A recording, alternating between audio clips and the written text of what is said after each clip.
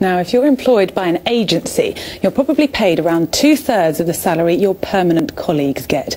But a new EU directive has come into force this month, which gives temporary agency workers the same rights, including pay and holiday entitlement, as permanent employees, as long as they've been working for 12 continuous weeks.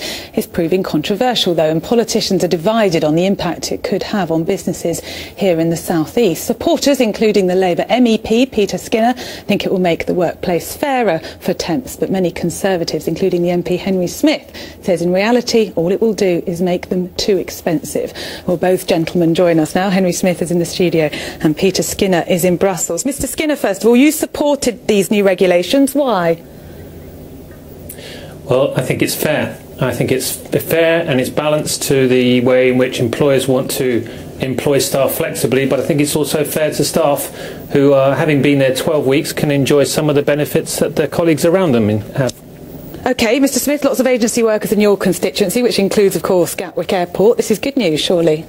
Well, it might on the surface appear like good news, but ultimately it could mean that those agency workers aren't employed at all, because the costs of employing agency workers, once this new directive comes in, which it is about to take effect, will make it too expensive for employers. And so the ultimate result may not be more fairness in the workplace, but no work at all for those workers, and that's my biggest concern. And that's a concern I'm sure you've heard before, Mr Skinner. I think it's been estimated that it will cost businesses £4.5 billion to implement this legislation. Well, of course, a lot of talk was made about the minimum wage losing jobs as well when it first came in. That proved not to be the case. The fact that the economy is stagnant and jobs aren't being put on, we can't find that growth, really isn't the fault of low-paid workers. It's the fault of economic governance in this country. So I'd rather not try to blame the directive for coming in for causing loss of employment, frankly. OK, but one problem that surely you must have anticipated, as well as the increased cost of businesses, is the fact that a lot of employers are just going to want to terminate contracts before that crucial 12-week period is up. How do you stop them doing that? That's not going to help anyone, is it? Well, you know, you've got problems with all sorts of laws when they come in that, of course, some employers and most of good employers want to stand by their workforce and do the right thing in supporting them. I think these are only basic conditions inside the employment sphere. I think that most good employers wouldn't want to see their staff, as good as they are, want to go out through a revolving door. It's a waste of an asset for them as well. So I'm hopeful, actually, that this could be bedded in quite well with the support of those employers who want to work with it. OK, back to you, Henry Smith. I mean, Mr Skinner makes an important point, doesn't he, about the recession. This is the time to give people guaranteed income. This is the time to have the most flexible employment situation that we can to ensure that jobs are available. The British economy has always been very successful by having a flexible jobs market. At a time when we see the Eurozone crisis, the unemployment far higher in the United States of America, and all of this affecting our economy and the difficulty that we see as a result of that, now's the time to have more flexibility to be able to employ people and have them in work, not greater red tape and greater restriction, which will damage job growth. But this will help your constituents, the people who are on short-term contracts, who haven't got any guarantee that they're going to get any of those rights that their colleagues have. I mean, this is a good thing, surely. Well, with respect, I don't think it will help my constituents because, as I said earlier on, it may look on the surface to be an attractive thing. And sure, we need to have as much fairness as possible in the workplace. But if it means the difference between an agency job or no job at all, I think the vast majority of people would want to be in work and earning and not unemployed.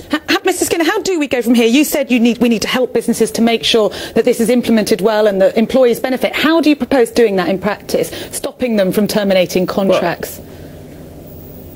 Well, that's the purpose, I think, of advice from government as well as anything else. If you have employment law, you should be able to make sure that businesses understand how to operate it fairly.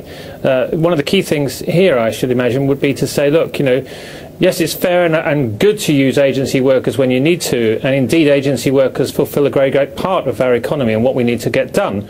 And in this respect, though, when they've sat next to somebody doing exactly the same job for more than 12 weeks, you have to consider whether or not actually you're employing an agency worker or you're stepping into the area full time, which is precisely, I think, why this law has come about, so that we don't see the abuse in the workplace, which has sometimes been seen. I just wonder if you've got any suggestions for government about how they make sure, as you just said, that this works. Well, an advice package would be excellent, especially for small to medium-sized businesses, and certainly all the agencies out there working with this can demonstrate that they too are behind what needs to be done. OK. Henry Smith, it's here now, this legislation. How you can't carry on opposing it if it's already having to be implemented. How do you then make sure this benefits both employees and employers? Well, you're right, it is here now, and we do have this 12-week period, which I think creates some flexibility in the system. But it isn't perfect. I think there's a wider issue here, actually, and that is the way that directives are taken on from the European Union in this country. One of the committees I sit on in the House of Commons is the European Scrutiny Committee, where it's quite eye-watering the amount of regulation that comes through every single week. And I think what we need to start doing is saying, why aren't we making these decisions locally for the best interests of our economy, rather than having a one-size-fits-all for the whole of Europe? Well, that's a discussion we could continue, but I'm afraid we're going to have to stop it there. Henry Smith, Peter Skinner in Brussels, thanks very much indeed.